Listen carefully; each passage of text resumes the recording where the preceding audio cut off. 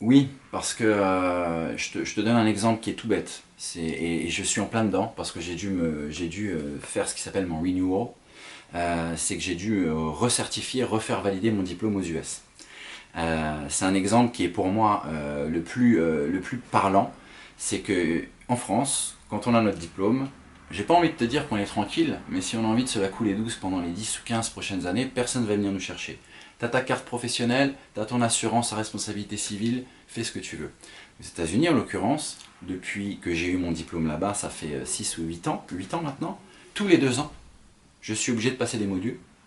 Tous les 2 ans, si j'ai pas effectué de formation pendant 2 ans, je suis obligé de repasser l'examen, qui est un examen quand même qui est très poussé.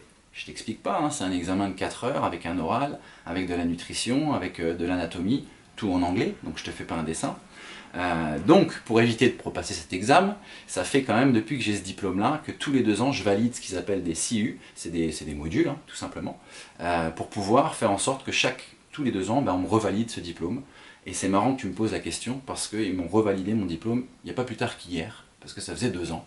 Et pendant ces 2 dernières années-là, ben, j'ai eu mon diplôme de boxe, je me suis inscrit à l'école en correctif, et ils ont du coup vu que pendant 2 ans, je me suis bougé pour continuer à rester actif, continuer à apprendre, et ils m'ont revalidé ça. Ce qui n'est pas le cas chez nous, malheureusement.